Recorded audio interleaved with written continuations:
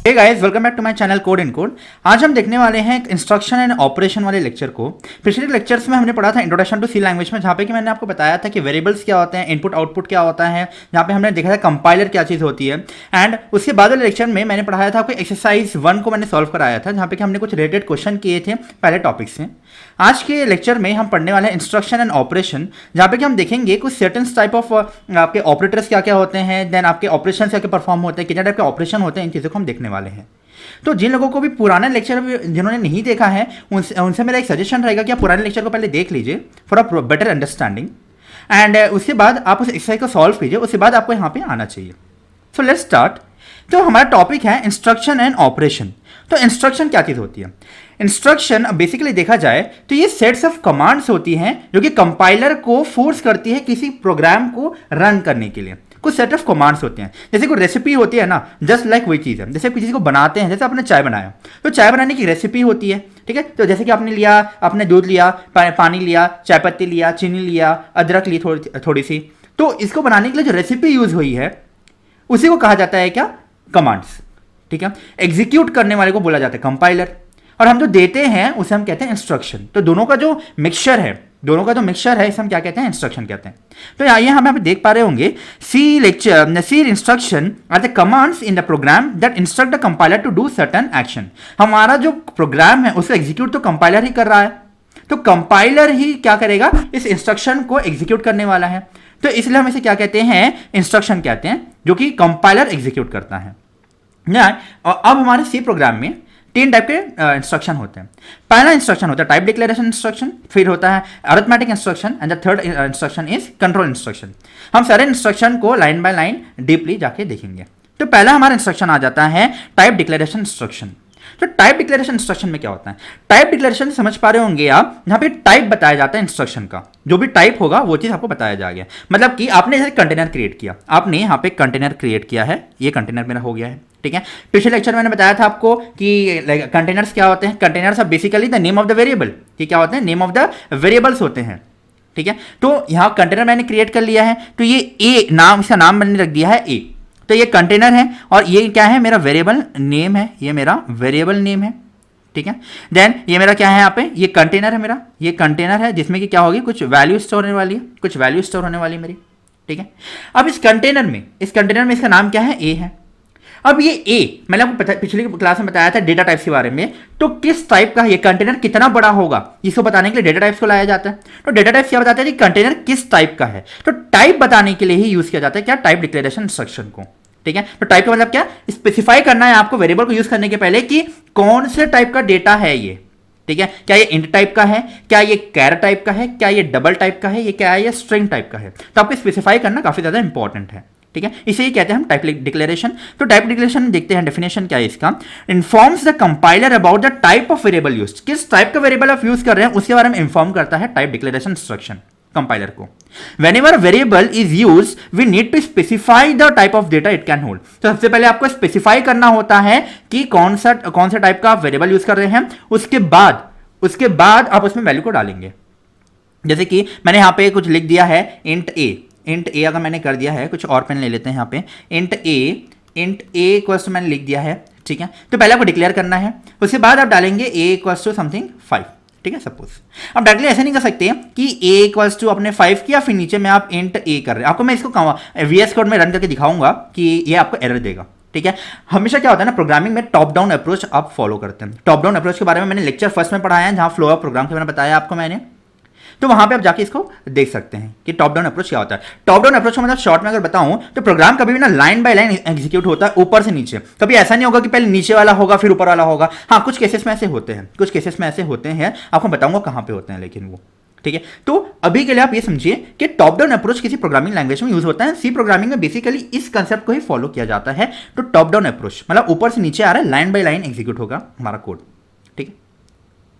सो मैंने यहाँ पे पॉइंट आउट करके लिखा है declare where before using it. आपको पहले डिक्लेयर करने किस टाइप का वेरिएबल आप यूज कर रहे हैं यूज करने के पहले, ठीक है। आप डायरेक्टली यहाँ पे ए को फाइनल ले सकते हैं। यहाँ पे मेरे को सी प्रोग्रामिंग बोलेगा भाई ये कौन सा टाइप का कंटेनर है, कंटेनर का टाइप तो बताओ मेरे को।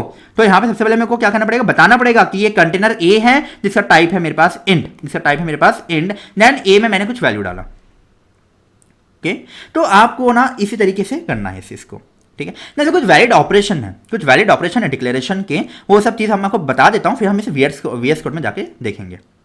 Int a equals to 48, int a equals to 48 हो गया यहाँ पे, ठीक है। तो यहाँ पे देख पा रहे होंगे ये सही क्यों है, ये वैलिड क्यों है, ये वैलिड इसलिए है क्योंकि पहले मैंने क्या किया यहाँ पे ये ए को डिक्लेयर किया है कि ये इंट टाइप का होगा, ये इंट टाइप का होगा, दैट इज 48 मैंने वैल्यू डाली हुई है, ठीक है। 48 मैंने वैल्यू डाली हुई है। फिर नेक्स्ट थिंग इज यहाँ पे मैंने बी लिया हुआ है, बी लिया हुआ है, देन बी में मैंने बताया बी कंटेनर जो है ये इंट टाइप का है, तो मैंने पहले बी को डिक्लेयर किया, बी को डिक्लेयर किया, फिर मैंने ए की वैल्यू को बी में डाला। अरे ये कैसे हो गया, ये कैसे हो गया? देखिए कभी भी क्या होता है ना प्रोग्रामिंग लैंग्वेज में ए से मतलब राइट टू लेफ्ट जाता है, कोई भी वैल्यू जो होती है राइट टू लेफ्ट असाइन होती है। कहने का मतलब क्या है, अगर आपने इंट ए इक्वल्स टू 48 लिया है, इंट ए इक्वल्स टू 48 अगर लिया है, फिर आप क्या कर रहे हैं, इंट बी आपने ले लिया है, ठीक है, मान लेते हैं आप ऐसे ले लिया है, and A B equals to A, तो ए की वैल्यू बी में जा रही है, ए की वैल्यू जो है बी में जाकर स्टोर हो रही है, बी वाले कंटेनर में जाकर स्टोर हो रही है, ठीक है, ना कि बी की वैल्यू जो है ए में स्टोर हो रही है। मैथमेटिक्स में ऐसा होता है, मैथमेटिक्स में ऐसा हो सकता है, लेकिन सीएसई में कंप्यूटर साइंस में हमेशा क्या होता है, ए से बी जाता है, मतलब राइट टू लेफ्ट जाता है। असाइनमेंट कभी भी राइट टू लेफ्ट होता है, राइट टू लेफ्ट कभी भी असाइनमेंट मेरा होता है, ओके। सो ए से बी मेरी वैल्यू जाएगी, तो यहां पे मेरे पास इंट ए जो था 48 था, फिर ए तो डिक्लेयर था ही, मैंने ए की जो भी वैल्यू थी, ए की वैल्यू 48 है अभी, ए की वैल्यू को मैंने बी में डाल दिया, अब बी को मैंने पहले डिक्लेयर कर दिया था, पहले डिक्लेयर किया फिर यूज किया, तो first declare then use, first declare then use, mark my points. पहले डिक्लेयर करना है फिर ही यूज करना है, यूज करके डिक्लेयर नहीं कर सकते आप, ओके। तो टाइप डिक्लेरेशन इसी बारे में बात करता है। तो ये एक वैलिड स्टेटमेंट हो गया, ये भी एक वैलिड स्टेटमेंट हो गया। देन इंट सी, एक कंटेनर है सी नाम का, ठीक है, उसमें क्या किया, b+1 की वैल्यू को डाल दिया है, तो b+1 की जो भी वैल्यू होगी वो c में चले जाएगी। तो b क्या है मेरे पास, b अभी इनिशियली 48 है, तो 48 + 1 49, तो c की वैल्यू कितनी हो जाएगी, 49 हो जाएगी मेरे पास, ओके। सिमिलरली इंट डी क्या है, इंट डी मेरे पास है d = 1 एंड e, ये भी ना एक डिक्लेरेशन का तरीका है। इसका मतलब क्या है, यहाँ पे मैंने किया क्या, यहाँ पे देख पा रहे होंगे इन टाइप का डिक्लेरेशन है, इन टाइप का कंटेनर है, इंट डी पहले मैंने क्या किया, डिक्लेयर किया कि इंट टाइप का मेरा कंटेनर है, और उसमें वैल्यू भी डाल दिया, उसमें मैंने वैल्यू भी डाल दिया। इसको बोला जाता है क्या, डिक्लेरेशन एंड असाइनमेंट, डिक्लेरेशन भी कर दिया असाइनमेंट भी कर दिया मैंने यहाँ पे, ठीक है। तो देख पा रहे होंगे पहले मैं वर्ड यूज किया डिक्लेरेशन देन असाइनमेंट, पहले डिक्लेयर कीजिए फिर यूज कीजिए, फिर डिक्लेयर कीजिए फिर यूज कीजिए, फिर कॉमा लगा के मैंने ई यूज कर लिया। इसका मतलब क्या हुआ, मैंने ना यहाँ पे क्या बताया, मैंने एक ही काम को दो काम को एक ही तरीके से कर लिया। कैसे, मैंने दो बार इंट नहीं लिखा है, मैंने एक ही बार इंट लिखा है, पहले d = 1 डाला फिर e डाला है, कॉमा लगा के। इससे ये पता चला कि दोनों वेरिएबल d है और e है, दोनों इंट टाइप के हैं, लेकिन d की वैल्यू = 1 है, d की वैल्यू अभी 1 है, d को इनिशियलाइज कर लिया गया है, e को इनिशियलाइज नहीं किया गया है, ठीक है, लेकिन दोनों इंट टाइप की हैं, ये मैंने बता दिया है, ओके। तो इसको हम पहले VS कोड में आ जाते हैं, VS कोड में जाके पहले देख लेते हैं ये कैसा एग्जीक्यूट होगा, ये सब सारी चीज़ें। तो मैं आ जाता हूँ VS कोड में, एक फाइल क्रिएट कर लेता हूँ, फाइल टाइप डिक्लेरेशन के नाम से, type.c के नाम से मैं क्रिएट कर लेता हूँ। यहाँ पे मैं include stdio.h कर लिया मैंने यहाँ पे, देन यहाँ पे मैं फन मेन कर लेता हूँ, void मेन कर लेता हूँ यहाँ पे, void मेन, देन यहाँ पे मैं आपको सारे वेरिएबल्स को दिखाता हूँ। तो इंट ए कितना था मेरे पास, 48 था, इंट ए मेरे पास कितना था, 48 था। देन 48 होने के बाद फिर मैंने क्या किया, इंट बी नाम का कंटेनर क्रिएट किया है। देखिए एरर नहीं देगा मुझे, ये एरर नहीं देगा क्योंकि मैंने प्रॉपरली डिक्लेयर किया है इसे, इसको, ओके। सो इंट बी = कितना हो गया है, ये ए हो गया है, तो ए की वैल्यू कितनी, बी की वैल्यू कितनी हो जाएगी, 48 हो जाएगी अभी के केस में, अभी ये 48 है, ओके। देन सी में मैंने क्या बोला है, c = b+1, तो ये सब तरीके हैं, b+1 हो गया है, ओके। फिर मैंने क्या बोला, फिर मैंने बोला कि यहाँ पे देख लेते हैं हमने क्या बोला है, यहाँ पे हमने बोला है कि इंट d = 1 देन e हो गया है, ठीक है, इंट d = 1 एंड e। यहाँ पे देख पा रहे होंगे ये भी एक वैलिड स्टेटमेंट है, इंट, देखिए इंट टाइप का कंटेनर है, यहाँ पे d = 1, यहाँ कमेंट करके लिखूँ, अगर मैं कमेंट करके लिखूँ, इसको आप कमेंट करके लिख भी लीजिए, काफ़ी अच्छा रहेगा। तो यहाँ पे देखिए कमेंट का यूज़ आ रहा है, यहाँ पे मैं क्या कर रहा हूँ, डिक्लेरेशन कर रहा हूँ, डिक्लेरेशन एंड असाइनमेंट भी कर रहा हूँ मैं यहाँ पे। मतलब क्या किया मैंने, असाइनमेंट, यहाँ पे मैंने क्या किया है, डी मतलब इंट डी, मतलब पहले डिक्लेयर किया कि डी नाम का एक कंटेनर है जो कि वेरिएबल है, जो कि इंट टाइप का है। फिर असाइनमेंट मतलब 1 वैल्यू भी दे दी मैंने, फिर कॉमा लगा के उसी में मैंने ई भी डिक्लेयर कर दिया। मैंने बोला कि ई भी एक कंटेनर है जो कि इंट टाइप का है, मैंने वैल्यू को इनिशियलाइज नहीं किया यहाँ पे, आप इनिशियलाइज कर लीजिए नीचे जाके, ओके। तो ये डिक्लेरेशन था। अच्छा ये भी क्या है, ये भी डिक्लेरेशन एंड ये जो पहला स्टेटमेंट है ये भी डिक्लेरेशन एंड असाइनमेंट का ही एग्जांपल है, ठीक है। तो पहले डिक्लेयर करना है, फिर यूज करना है आपको, फिर असाइन करनी है वैल्यू, ठीक है। फिर स्पेशल टाइप ऑफ हम कुछ केस देख लेते हैं। आप अगर बल्क में करना चाहें 2-3 को कैसे करेंगे, तो इंट ए, ये वैलिड ऑपरेशन है ना, आपको मैं वैलिड ऑपरेशन बता रहा हूं अभी। तो इंट ए कॉमा, अब इंट ए नहीं ले लेते हैं, इंट एक्स ले लेते हैं, फिर कॉमा वाई ले लेते हैं, कॉमा जेड ले लेते हैं। मैंने तीनों को एक साथ डिक्लेयर कर दिया, इंट ए एक्स वाई जेड में डिक्लेयर कर दिया है। फिर उसके बाद मैंने बोला है x equals to y equals to z equals to 1। मैं तीनों की वैल्यू को x इक्वल्स, मैंने बोला है कि x y के बराबर है, y z के बराबर है, और क्योंकि पहले तीनों को डिक्लेयर कर दिया है तो कोई दिक्कत भी नहीं होगी। फिर मैंने बोला तीनों की वैल्यू को 1 के साथ क्या कर दो, इक्वेट कर दो। तो मतलब कि x y z तीनों की वैल्यू कितनी हो जाएगी, अभी 1 हो जाएगी मेरी, ठीक है। तीनों की वैल्यू यहाँ पे मेरी कितनी हो गई है, 1 हो गई है। तो x y z equals to 1 हो गई। तो ये मेरे वैलिड ऑपरेशन है, ये मेरे वैलिड ऑपरेशन है। पहले मैंने डिक्लेयर किया, इस स्टेज में मैंने क्या किया, इस स्टेज में मैंने पहले डिक्लेयर किया है एंड इस स्टेज में मैंने जाके क्या किया है, असाइनमेंट किया है। यहाँ पे जाके मैंने असाइनमेंट किया है, ठीक है। तो पहले डिक्लेरेशन फिर असाइनमेंट, ये होता है हमारा टाइप डिक्लेरेशन, ठीक है। तो हमने तो यहाँ पे देख लिए सारे क्या वैलिड ऑपरेशन। अब देखते हैं हम कुछ इनवैलिड ऑपरेशन के एग्जांपल। इनवैलिड, इसी स्टेटमेंट को इनवैलिड ऑपरेशन में अगर देखूं तो आप ऐसा कुछ नहीं कर सकते। अगर मैं इसे कमेंट कर दूं थोड़ी देर के लिए, इसे मैं कमेंट कर दूं, तो आप कुछ ऐसा नहीं कर सकते यहाँ पे कि आपने यहाँ पे डिक्लेरेशन किया then x equals to y equals to z equals to 1, ठीक है। आप डायरेक्टली नहीं कर सकते ऐसा, ये आपको एरर देगा। देखिए यहाँ पे एरर दे रहा है, क्या एरर दे रहा है मुझे, कह रहा है आइडेंटिफायर y इज अनडिफाइंड। इसके लिए क्या है, इसके लिए z की वैल्यू 1 है, z के लिए वैल्यू 1 है, और उस वैल्यू को हमने डिक्लेयर किया है। कंपाइलर के बात नहीं पता है कि z डिक्लेयर हो गया है, z डिक्लेयर हो गया, ये बात कंपाइलर को नहीं पता है। तो हमने यहाँ पे क्रिएट भी कर लिया, क्रिएट करने के बाद हम उस वैल्यू को y में भी डाल दे रहे हैं, और इस बारे में z को पता ही नहीं, अभी तक कंपाइलर को पता ही नहीं कि z डिक्लेयर हो गया। तो z के बारे में ही नहीं पता, तो y के बारे में कैसे पता रहेगा। तो हम यहाँ पे क्या कर रहे हैं, हम डिक्लेयर भी कर रहे हैं और एक वैल्यू को दूसरे वेरिएबल को असाइन भी कर रहे हैं, एक वेरिएबल की वैल्यू को दूसरे वेरिएबल में हम असाइन भी कर रहे हैं। तो आप दोनों चीज एक साथ नहीं कर सकते, आपको पहले डिक्लेयर करना है फिर ही असाइन करना है, डिक्लेयर करना है फिर ही असाइन करना है। हम यहाँ पे डिक्लेयर कर रहे हैं, असाइन कर रहे हैं, और साथ में हम इस वैल्यू को किसी और को भी दे रहे हैं। आप ऐसा नहीं कर सकते, ठीक है। पहले डिक्लेयर करना है फिर असाइन करना है आपको। तो हमने पहले डिक्लेयर किया है, यहाँ पे डिक्लेयर इंट एक्स के लिए डिक्लेयर किया है, इंट एक्स ठीक है। तो जी के बारे में पता ही नहीं है कंपाइलर को, जी के बारे में पता नहीं है, तो आप इस वैल्यू को वाई में कैसे दे सकते हैं, ठीक है। तो ये यहाँ पे एरर दे रहा है मुझे, तो आप तीनों को एक साथ नहीं कर सकते। आप ऐसा, मैंने ऊपर में दिखाया था जो आपको, ये वैलिड ऑपरेशन है, ये इनवैलिड ऑपरेशन है, तो आपको कंपाइलर यहाँ पे एरर देगा, ठीक है। अब जैसे कि यहाँ पे हम एक्सपेक्ट कर रहे थे वैल्यू ए की कितनी है, 48 है, देन ए की वैल्यू को हमने बी में डाल दिया है, तो बी की वैल्यू 48 थी। फिर सी की वैल्यू, तो बी की वैल्यू कितनी हो जाएगी, यहाँ पे 48 आनी चाहिए, ओके 48 आने चाहिए हमारे हिसाब से। देन सी की वैल्यू जो है b+1 है, b+1 की वैल्यू सी में गई हम, तो b की वैल्यू कितनी थी, ए 48 थी, 48 + 1 49, तो सी की वैल्यू 49 होनी चाहिए। तो देख लीजिए यहाँ पे प्रिंट करा के क्या हमने सही प्रिंट किया है। तो हम पहले प्रिंट करा लेते हैं। तो प्रिंट कराने के लिए हम printf यूज़ करेंगे। देन यहाँ पे मैं यहाँ पे फॉर्मेट स्पेसिफायर d लिखूंगा, देन यहाँ पे फॉर्मेट स्पेसिफायर d लिख देता हूँ मैं, देन कॉमा करके यहाँ पे लिख देता हूँ b एंड c की वैल्यू, बी एंड सी की वैल्यू देख लेते हैं मैं यहाँ पे। तो यहाँ पे मैं इसे सेव करता हूँ, टर्मिनल में गया, टर्मिनल में जाकर मैं इसे रन करने की कोशिश करता हूँ। यहाँ पे एरर दे रहा है, मैंने जहाँ तक कुछ गलती की होगी, ओके मैंने यहाँ पे सेमीकोलन नहीं लगाया, तो आपको सेमीकोलन लगाना नहीं भूलना है। तो यहाँ पे मैं GCC कर लेता हूँ, GCC type.c, इसे मैं रन करता हूँ। रन करने पे 48 है, 49 आ रही है, ओके। पहले में 48 आ रहा था, b की वैल्यू 48 है, b की वैल्यू 48 है, और c की वैल्यू 49 है। तो मुझे एरर नहीं दे रहा है यहाँ पे, ठीक है। जो हमने सोचा था वही वैल्यू यहाँ पे मुझे मिल रही है। अब आते हैं हम अपने सेकेंड टाइप के इंस्ट्रक्शन पे।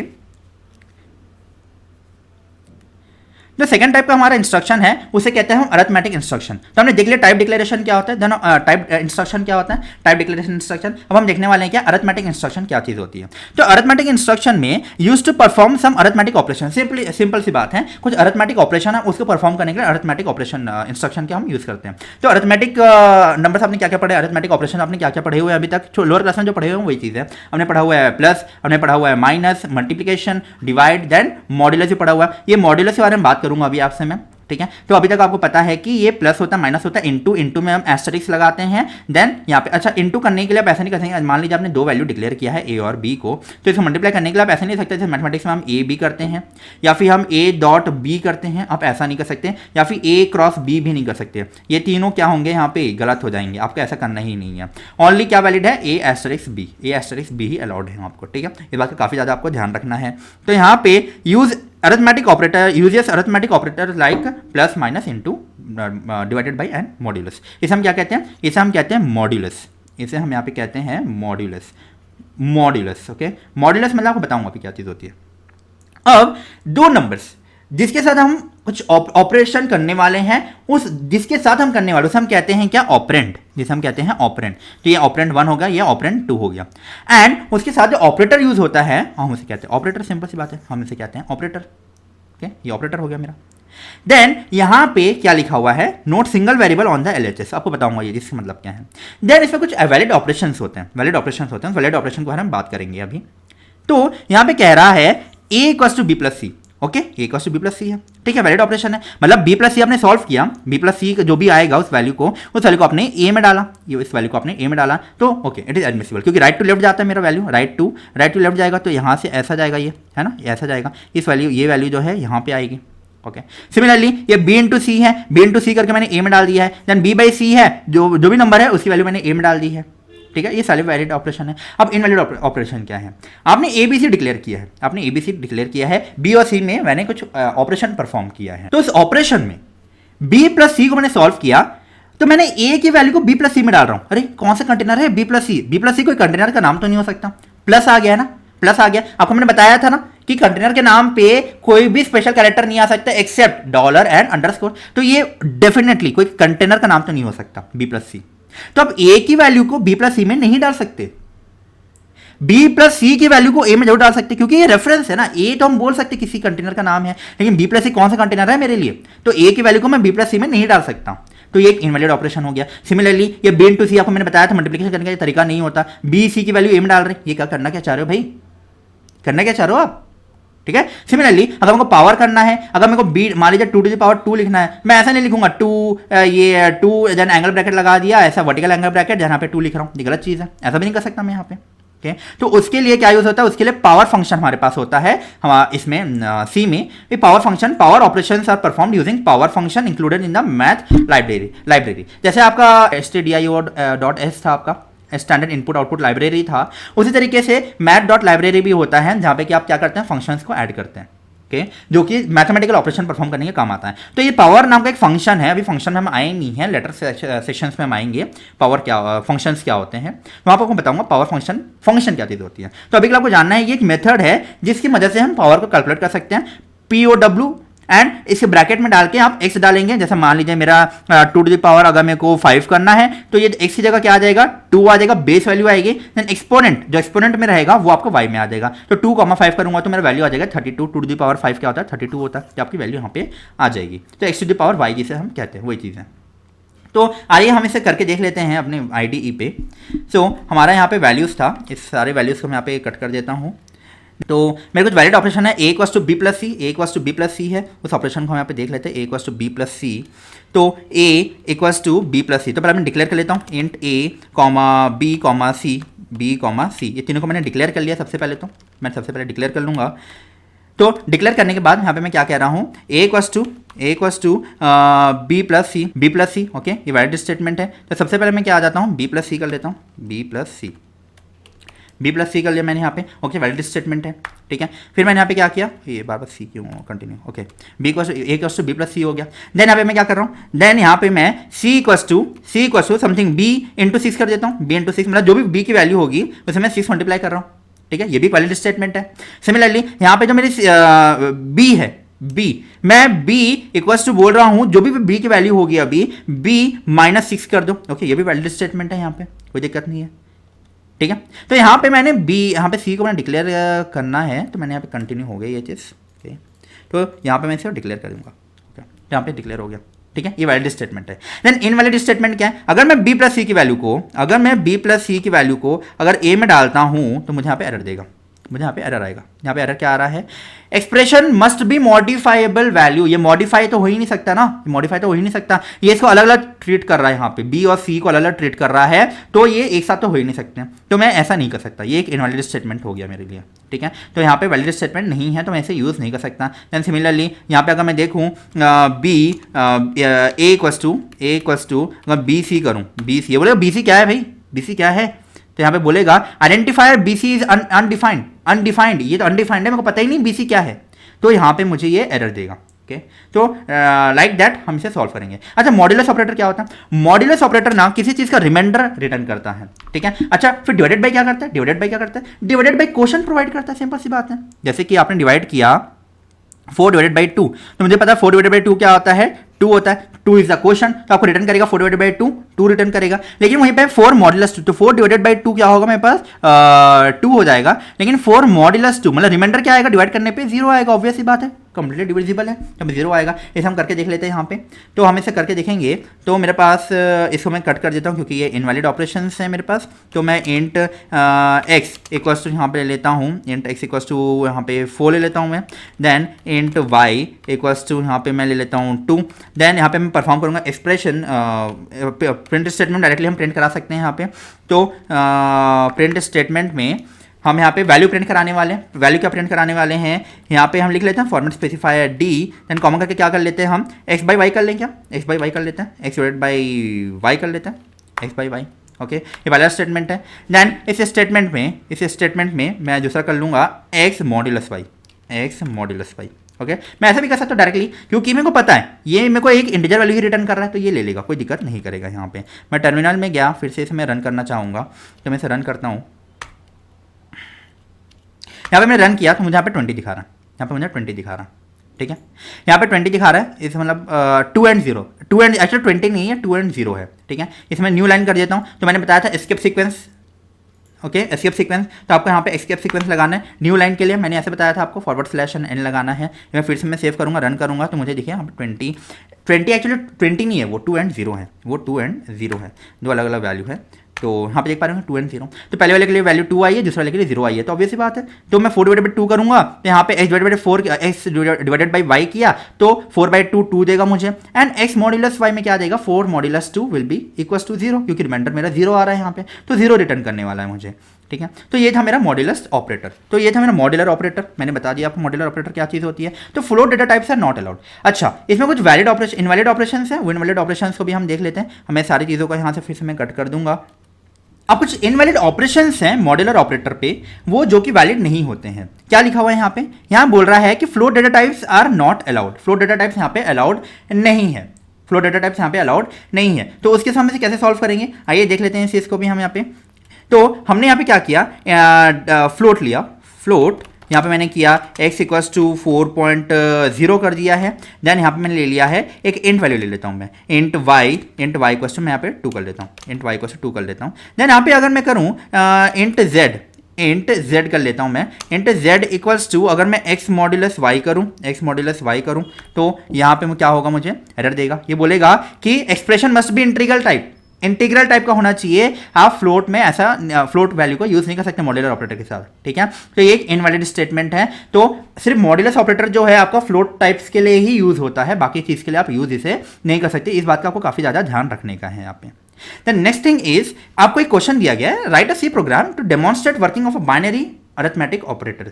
तो सारे ऑपरेटर्स का यूज आपको दिखाना है, डेमोन्स्ट्रेट करना है with the help of a program. तो हम यहाँ पे प्रोग्राम क्रिएट कर लेते हैं जल्दी से। तो हम प्रोग्राम के लिए मैं क्रिएट कर लूँगा, प्रोग्राम .c कर लेता हूँ यहाँ पे। तो यहाँ पे मैं थोड़ा आलसी होते हुए इस सारी चीज़ को मैं यहाँ पे कॉपी कर लूँगा। तो यहाँ पे मैं कॉपी कर लूँगा। देन यहाँ पे इसका जो स्कोप है, यहाँ पे कहीं पे स्कोप आएगा इसका। तो यहाँ पे मैं 2 वेरिएबल को पहले डिक्लेयर कर लेता हूँ। इंट a इक्वल्स टू मान लेते हैं 4 हो गया है, या फिर 10 ले लेते हैं, यहाँ पे 10 ले लिया मैंने।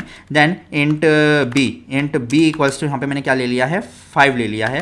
फिर यहाँ पे सारे ऑपरेशंस हम परफॉर्म करते हैं। तो प्रिंट f वाला फंक्शन मैंने यहाँ पे ले लिया है, प्रिंट f लाइब्रेरी फंक्शन जो है मैंने यहाँ पे ले लिया है। यहाँ पे मॉड्यूलस d मैंने कर लिया है, मॉड्यूलस d। एंड यहाँ पे मैं क्या कर लूँगा, मॉड्यूलस d में a प्लस बी कर लूँगा मैं यहाँ पे, डायरेक्टली a प्लस बी कर लिया है। देन यहाँ पे मैं यहाँ पे a माइनस बी के लिए यूज़ करूँगा, फिर a डिवाइडेड बाई b के लिए यूज़ करूँगा, फिर a मॉड्यूलस b के लिए यूज़ करूँगा यहाँ पे। तो यहाँ पे मैं सबसे पहले ले लिया है a minus b, then a divided by b, then a into b कर लिया मैंने, इंटू बी कर लिया। देन a मॉड्यूलस बी भी करना पड़ेगा, a मॉड्यूलस बी भी करना पड़ेगा। तो ये सारी वैल्यूज़ यहाँ पे मैंने देख लिया है, ठीक है। अब मैं इसे प्रिंट कराऊंगा, तो प्रिंट कराने के लिए मैं यहाँ पे टर्मिनल पे फिर से जाऊँगा। टर्मिनल पे जाके gcc program.c कर लेते हैं, program.c कर लिया है हमने यहाँ पे। फिर एग्जीक्यूट करते हैं, हम इसे एग्जीक्यूट करते हैं। तो एग्जीक्यूट करने पर मुझे क्या दे रहा है? 15 52500। आपको यहाँ पे दिक्कत हो सकती है तो हर लाइन के बाद यहाँ पे एक न्यू लाइन आप ऐड कर दीजिए। तो न्यू लाइन मैं यहाँ पे ऐड कर देता हूँ सब में। तो न्यू लाइन के लिए /n यूज़ करने वाले हैं। तो यहाँ पे मैं सब में /n यूज़ कर लेता हूँ, यहाँ पे ज़रूरत नहीं पड़ेगी मुझे। फिर से मैं सेव करूँगा, रन करूँगा, वही सेम स्टेप्स है सारे आपके, वही सेम स्टेप्स आ जाएंगे। यहाँ पे एग्जीक्यूट किया मैंने, तो यहाँ पे दिखा रहा होगा 15,5,250 15,5,250। ओके, तो यहाँ पे वैल्यूज़ आ गई सारी, सबकी वैल्यूज़ आ गई है। ठीक है, मॉड्यूलस में क्या वैल्यू आएगी 15,500, ये 10 मॉड्यूलस 5 क्या आएगा 0 आएगा, ऑब्वियस सी बात है 0 आएगा। तो लास्ट वाले में 0 भी थी, आपने देखा होगा। ठीक है, तो ये मेरा प्रोग्राम मैंने क्रिएट कर लिया है। तो काफ़ी इजी प्रोग्राम था, ये सारी टॉपिक्स थी। तो सेकंड टाइप का इंस्ट्रक्शन था हमारा क्या, अरिथमेटिक इंस्ट्रक्शन, सारे हमने यहाँ पे कवर कर लिए हैं। Then the next type of instruction is type conversion. Okay, ये इंस्ट्रक्शन नहीं है, एक्चुअली टाइप कन्वर्जन है। टाइप कन्वर्जन क्या चीज़ होती है हम देखते हैं। तो टाइप कन्वर्जन क्या होता है, conversion of one data type to another. तो किसी डेटा टाइप को एक टाइप से दूसरे टाइप में कन्वर्ट कर रहे हैं तो हम क्या कहते हैं, टाइप कन्वर्जन कहते हैं। तो conversion of one data type to another is known as type conversion, इसे हम कहते हैं टाइप कन्वर्जन। ओके, सो यहां पे देखते हैं, जैसे इंट है, इंट को अगर ऑपरेट कर रहे हैं इंट के साथ, जैसे मान लेते हैं हम यहाँ पे एग्जांपल के तौर पे, अगर 2 + 4, ये ऑपरेट मतलब ऑपरेटर क्या यूज कर रहे हैं, जैसे प्लस यूज कर रहा हूं मैं, तो 2 + 4 विल गिव मी एक इंटीजर वैल्यू, ऑब्वियस सी बात है। इंटीजर वैल्यू को अगर ऑपरेट कर रहे हैं तो इंटीजर वैल्यू ही मिलेगा मुझे। देन सिमिलरली एक अगर मान लीजिए ये 2 है प्लस यहाँ पे मैं 4.0 करता हूं, तो मुझे यहाँ पे वैल्यू क्या देगा, 2 + 4.0 विल गिव मी 6.0, ये मुझे 6.0 देगा। ठीक है, ये 6.0 मुझे वैल्यू देगा। देन सिमिलरली अगर फ्लोट और फ्लोट को अगर मैं कंपेयर करूँ तो यहाँ पे क्या वैल्यू देगा मुझे, 4.0 + 8.0 विल गिव मी 12.0, ये 12.0 देगा। ठीक है, तो कन्वर्जन हो गया। कैसे कन्वर्जन होना आपको मैं बताता हूँ। देखिए, इंट वैल्यू है, इंट वैल्यू में पॉइंट वैल्यू तो नहीं आ सकती, इंट वैल्यू में पॉइंट वैल्यू तो नहीं आ सकती, लेकिन पॉइंट वैल्यू में इंट वैल्यू जरूर आ सकती है। पॉइंट वैल्यू में इंट वैल्यू जरूर आ सकती है वहां पे। ओके, तो यहाँ पे क्या हो गया, यहाँ पे तो इसी हिसाब से मैं ये कह सकता हूँ क्या फ्लोट का जो रेंज है वो ज़्यादा है इंट से, क्योंकि इंट में तो सिर्फ नॉन डेसिमल वैल्यूज भी आ सकती है, लेकिन फ्लोट में होल नंबर्स भी आ सकते हैं, डेसिमल वैल्यूज भी आ सकती है। तो फ्लोट का रेंज ज़्यादा हुआ इस हिसाब से। तो इंट और इंट को मैंने जब ऑपरेट किया तो इंट वैल्यू ही आई, लेकिन इंट और फ्लोट को जब मैंने ऑपरेट किया, क्योंकि फ्लोट बड़ा है तो अपने आप जो मेरा आंसर है वो फ्लोट में कन्वर्ट हो जाता है, जो बिगर डेटा टाइप है उसमें कन्वर्ट हो जाता है ये।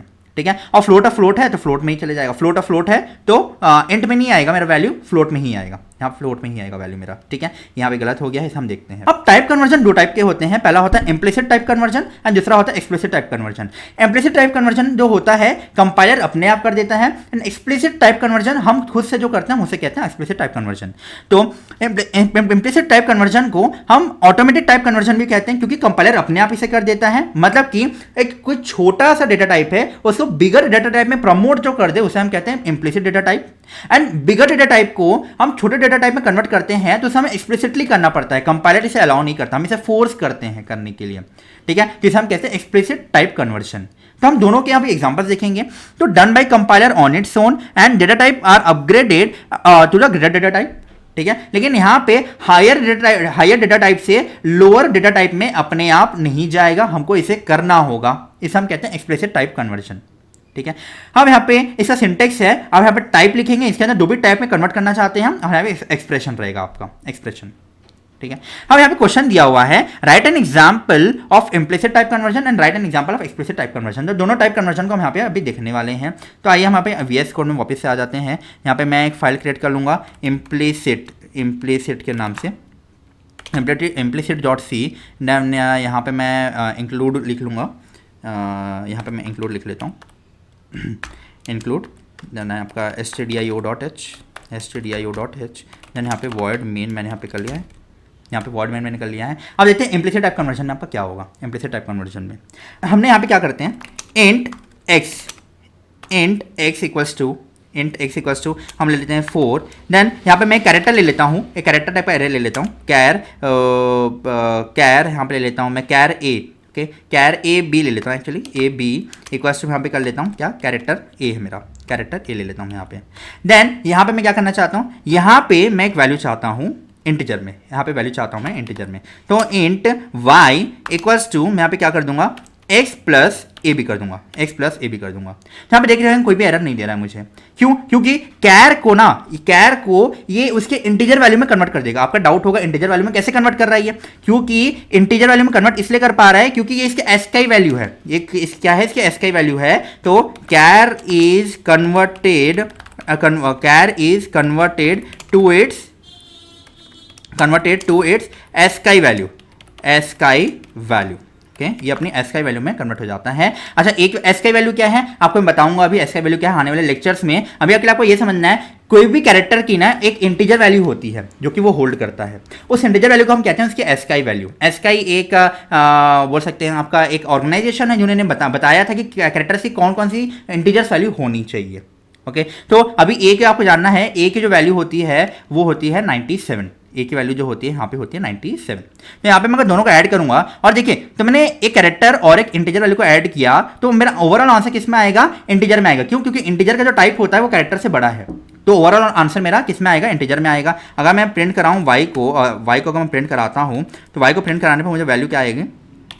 वाई को मैं प्रिंट कराता हूँ मुझे वैल्यू यहाँ पे आ जाएगी क्या आ जाएगी? 97 + 3 100 आ जाएगी वैल्यू यहाँ पे। तो इसे मैं सेव करता हूँ, सेव करके मैं इसे रन करता हूँ। तो यहाँ पे मैंने इसे सेव किया GCC, यहाँ पे implicit.c किया मैंने यहाँ पे। देन यहाँ पे मैं इसे एग्जीक्यूट करता हूँ, एग्जीक्यूट मैंने किया, 101 आया। ओके, तो यहाँ पे 4 था 97, तो इसकी वैल्यू कितनी थी? 97 थी। ए की वैल्यू कितनी थी? 97 थी। 97 + 4 101 आ गया। ठीक है, तो एक कैरेक्टर में देखिए अपने आप कन्वर्ट हो गया टाइप। अपने आप जो मेरा टाइप है वो इंटीजर में था, इंटीजर और कैर था। इंटीजर और कैर को हमने जब ऑपरेट किया तो किसमें आ गई मेरी वैल्यू? इंटीजर में आ गई है, इंटीजर में आ गई वैल्यू मेरी। ठीक है, तो अपने आप हमने इसको कन्वर्ट करा दिया, अपने आप कन्वर्ट करा दिया। अच्छा, फर्दर मैं चाहता हूं जो मेरी वैल्यू आई है वो फ्लोट में कन्वर्ट हो जाए अपने आप। तो float z equals to y की जो भी वैल्यू है उसमें मैं चाहता हूं 1.0 ऐड हो जाए, 1.0 मेरा यहाँ पे ऐड हो जाए। तो 1.0 ऐड होने के लिए यहाँ पे मैं क्या करूँगा? इसे सेव करूँगा। देन यहाँ पे मैं प्रिंट करा के देख लेता हूँ। मैं यहाँ पे प्रिंट कराता हूँ, इस सेम स्टेटमेंट को कॉपी करूँगा मैं, देन यहाँ पे प्रिंट कराऊँ, रन करेंगे तो रन करने पे आपको यहाँ पे जिससे सिंपलिसिटी यहाँ पे आपका दिखाएगा EXE कितना दिखा रहा है आपको? 101 को आप छोड़ दीजिए, 102.00000 दिखा रहा है आपको। ठीक है, तो ये 102 यहाँ पे मैं न्यू लाइन प्रिंट कर रहा हूँ आपको और अच्छे से दिखाने के लिए। तो आप देख पा रहे होंगे, इसको मैं सेव करता हूँ टर्मिनल में। टर्मिनल सेव करने के बाद आपको यहाँ पे मैं रन करके दिखाता हूँ। तो यहाँ पे मेरी वैल्यू आएगी 102.0000। तो देख पा रहे होंगे पहले वैल्यू कितनी थी? इंट में थी। पहले वैल्यू इंट और कैर की थी जो इंट में कन्वर्ट हो गए, फिर इंट की वैल्यू को मैंने फ्लोट में कन्वर्ट कर दिया है। फ्लोट एक बड़ा डेटा टाइप है तो अपने आप कन्वर्ट हो गया। ये कंपाइलर अपने आप करता है, ये कंपाइलर अपने आप करेगा। ओके, तो यहाँ पे अगर मैं वैल्यू लिखूँ y + 1.0 तो 102.0000 हो जाएगा, अपने आप हो जाएगा। तो ये देखिए एक इंट वैल्यू है और एक फ्लोट वैल्यू है, तो ओवरऑल आंसर मेरा किस में आएगा? फ्लोट में ही आएगा। ये इसको हम कहते हैं इम्प्लिसिट कन्वर्जन, जो कि मतलब लोअर डेटा टाइप से बिगर डेटा टाइप में अगर जाना है आपको तो कंपाइलर हमारे लिए अपने आप ही कर देता है। तो इसे हम कहते हैं क्या? Type conversion. ओके, देन यहाँ पे इसे हम कहते हैं क्या? Implicit type conversion. अब एक्सप्लिसिट टाइप कन्वर्जन क्या होता है? जहाँ पे कि हमें बड़े डेटा टाइप को छोटे डेटा टाइप में हम कन्वर्ट करते हैं। तो एक्सप्लिसिट डेटा टाइप भी हम देख लेते हैं, एक्सप्लिसिट डेटा टाइप कैसे होता है यहाँ पे। तो एक्सप्लिसिट के लिए मैं फिर से इसे हम कॉपी कर लेंगे, कॉपी करके हम यहाँ पे जाएंगे पेस्ट करने के लिए। तो यहाँ पे हमने पेस्ट किया, तो यहाँ पे हम देखेंगे अब डबल x इक्वल्स टू यहाँ पे मैंने ले लिया 5.6 ले लिया यहाँ पे। ठीक है, अब मैं चाहता हूं इंट y मेरे पास एक वैल्यू आए जो कि x को ऐड करे प्लस यहाँ पे हमने यहाँ पे डबल लिया 5.6। हम वैल्यू चाहते हैं इंट पे, हम वैल्यू चाहते हैं यहाँ पे इंट पे, लेकिन x क्या है? डबल टाइप का है, x डबल टाइप का है। यहाँ पे मैं यहाँ पे 5 कर लेता हूँ, यहाँ पे 5 कर लेता हूँ। ठीक है, तो अब यहाँ देखिए मेरा वैल्यू 5.6 है। अब मेरा ओवरऑल वैल्यू जो है ना डबल में आएगा। मैं नहीं चाहता लेकिन ऐसा आए, मैं नहीं चाहता मेरा वैल्यू ऐसा है। तो इसके लिए मैं टाइप कन्वर्जन कराऊंगा, इसको बोलूंगा मेरे को डबल को भी कन्वर्ट करना है मेरे को इंट में। I want to convert that double value into int. तो इसको हम बोलते हैं क्या? फोर्स करके चेंज कराना। इसे हम कहते हैं एक्सप्लिसिट टाइप कन्वर्जन। बड़े डेटा टाइप को छोटे डेटा टाइप में कन्वर्ट कर रहे हैं। इंट छोटा है डेफिनेटली डबल से, तो हम बोल रहे हैं कि मेरे को भले ही ये डबल है, बड़ा वैल्यू है, लेकिन मेरे को इसका वैल्यू चाहिए इंट में ही। तो मैंने इसको फोर्स किया, तो इसको मैंने यहाँ पे ब्रैकेट में लिख दिया इंट। ओके, देन यहाँ पे मैं क्या करूँगा? प्रिंट करा दूंगा। यहाँ पे मैं प्रिंट करा दूंगा किसको? y को अगर मैं प्रिंट कराऊँ तो मेरी वैल्यू किस में आएगी? इंट में आएगी। ऑब्वियस सी बात है, मेरी वैल्यू इंट में आएगी। तो y लिख लेता हूँ यहाँ पे, देन कोलन लगाना ना भूलें बिल्कुल भी। देन यहाँ पे मैं इसे रन करता हूँ। तो GCC explicit.c कर लेते हैं। देन यहाँ पे से एग्जीक्यूट करता हूँ, 10 आया मेरा वैल्यू। ओके, मेरा वैल्यू यहाँ पे 10 आ गया है। 5.6 + 5 आ गया है, तो कितना होगा ये वैल्यू? 11.6 होगा, अच्छा 10.6 होगा। लेकिन क्योंकि मैंने इंट वैल्यू मांगा है तो डेसिमल वैल्यू हटा देगा ये। डेसिमल वैल्यू हटा देगा। तो आप देख पा रहे होंगे, अगर आपको प्रिसाइज वैल्यू चाहिए ना, आपको प्रिसाइज वैल्यू चाहिए तो फ्लोट यूज करना ज़्यादा बेहतर रहेगा। क्यों? क्योंकि इंट वैल्यू, अगर मान लीजिए आपको जैसे वैल्यू आप देख पा रहे होंगे यहाँ पे 10.6 आना चाहिए था वैल्यू, लेकिन मुझे आंसर कितना दिया 10, तो डेटा हेडिंग हो जा रही है यहाँ पे, डेटा को हाइड कर रहा है, ये पॉइंट वाली वैल्यूज को हाइड कर दे रहा है। तो इस वजह से हम डबल को ज़्यादा प्रेफर करते हैं, या फिर फ्लोट जैसे वेरिएबल को ज़्यादा प्रेफर करते हैं इंस्टेड ऑफ यूजिंग इंट। जहाँ पे हमको लग रहा है पॉइंट में वैल्यूज आ सकती हैं, तो वहाँ पे हम यूज नहीं कर सकते इंट डेटा टाइप को। क्यों? क्योंकि डेटा हाइड कर देता है, ये पॉइंट वाली वैल्यूज को हाइड कर देगा, इस वजह से हम बिल्कुल भी प्रेफर नहीं करते हैं यहाँ पे। ओके, तो ये था हमारा type conversion. Then moving to the next topic, तो ये था मेरा क्या टाइप कन्वर्जन, आपको मैंने इंप्लिसिट भी बता दिया, एक्सप्लिसिट भी बता दिया है।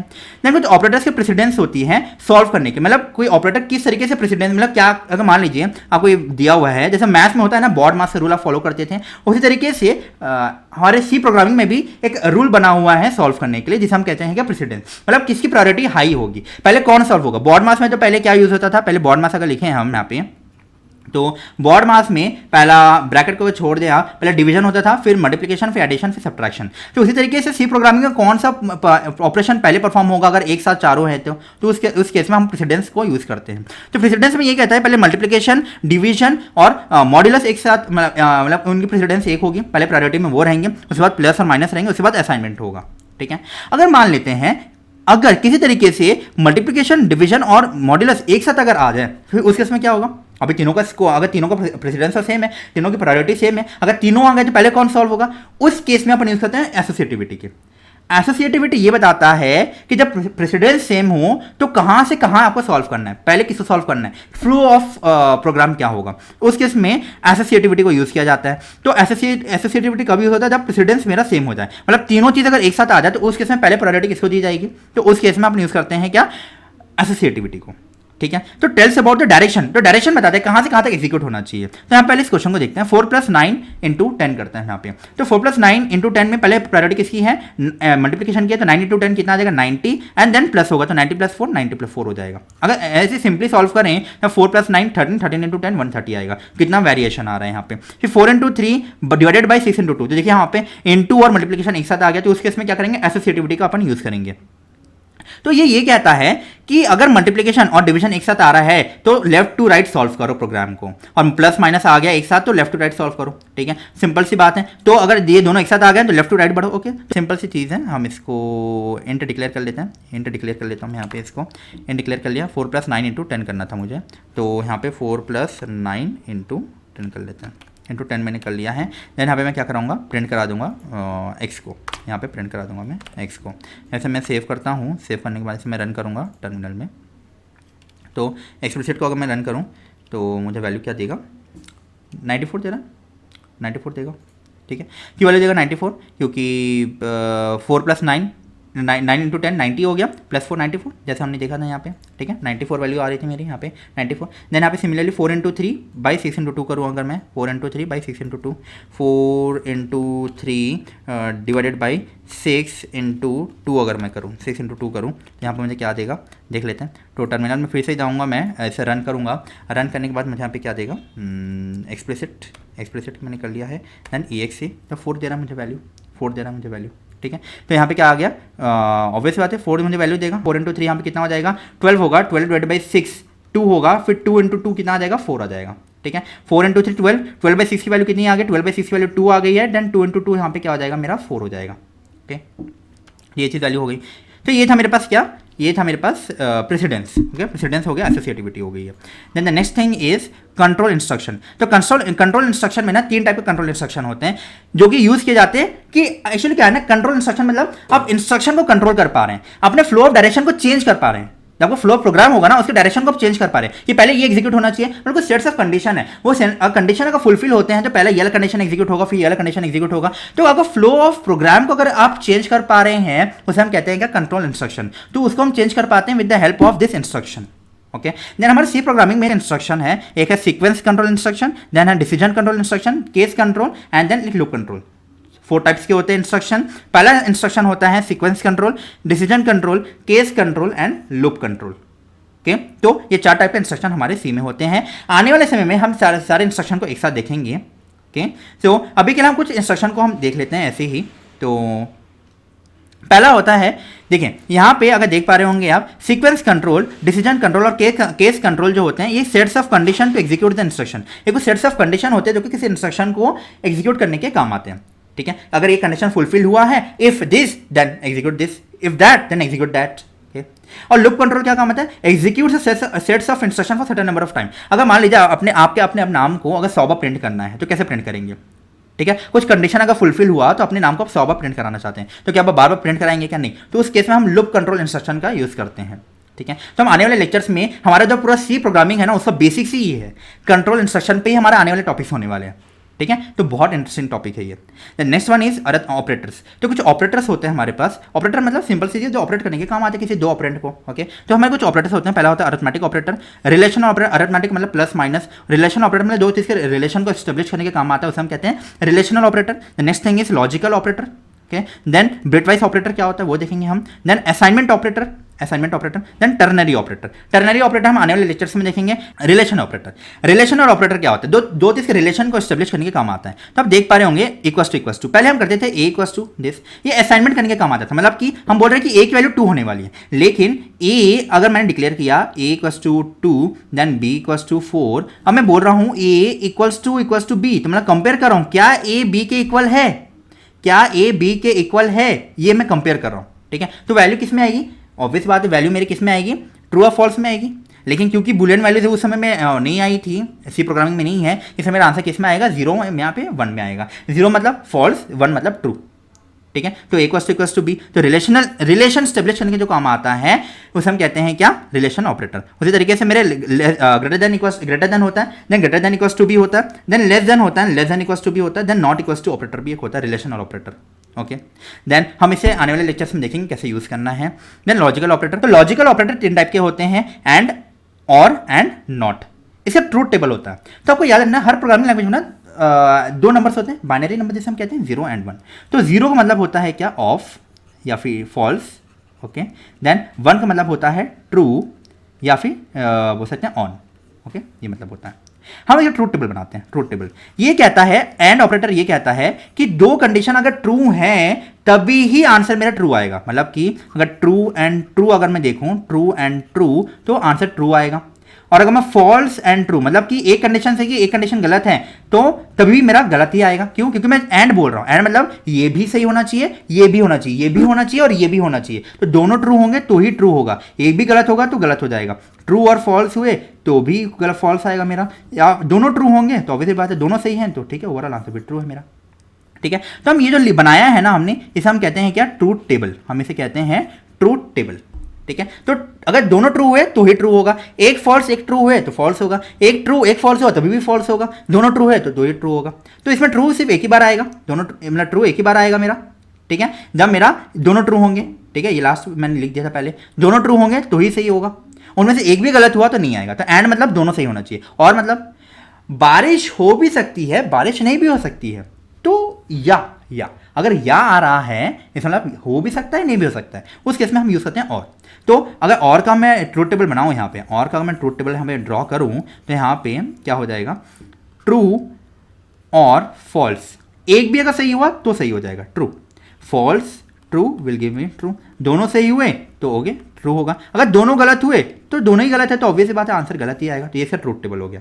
तो मतलब कि इनमें दोनों गलत होंगे तो ही गलत होगा। नॉट ऑपरेटर मतलब निगेशन ऑपरेटर भी कहते हैं हम इसे, क्या कहते हैं, निगेशन ऑपरेटर भी कहते हैं, निगेशन, ठीक है। मतलब जो भी आंसर आएगा ना उसका नेगेटिव कर देगा। जैसे कि मैं लिख देता हूं नॉट, ठीक है, नॉट ए, जैसा ए एक वैल्यू है, ए एक वैल्यू है बी, ठीक है, ए एक वैल्यू है 4 एंड बी एक वैल्यू है 2। तो यहाँ पे मैं बताता हूँ आपको। देन निगेशन है तो ए इक्वल्स टू बी एंड सी एक वैल्यू ले लेता हूँ मैं, सी ले लेता हूँ मैं, यहाँ 6 ले लेता हूँ, ओके। तो यहाँ पे सी इक्वल्स टू बी, तो मेरे को पता है आंसर क्या आ रहा है, दोनों के लिए फॉल्स आएगा, ओके। यहाँ दोनों के लिए आंसर मेरे पास क्या आएगा, फॉल्स आएगा, क्योंकि A equals to B 4 is not equals to 2, तो ये गलत है। देन ये भी मेरा गलत है, ये भी मेरा गलत है, तो आंसर कितना आ रहा है, false, and false will give me false obviously. तो फॉल्स है ना, तो निगेशन क्या होगा फॉल्स का, जो भी आंसर आता है ना उसका उल्टा कर देता है, तो फॉल्स का निगेशन क्या होगा, ट्रू होगा, तो आंसर मेरा ट्रू आएगा। तो इस केस में मेरा आंसर क्या आ जाएगा, ट्रू आ जाएगा, ठीक है। इसे हम कहते हैं लॉजिकल ऑपरेटर्स, ठीक है। आने वाले लेक्चर्स में हम देखेंगे लॉजिकल ऑपरेटर को भी कैसे यूज करना। आपको मैं यहाँ पे बता रहा हूँ कि लॉजिकल ऑपरेटर क्या चीज होती है।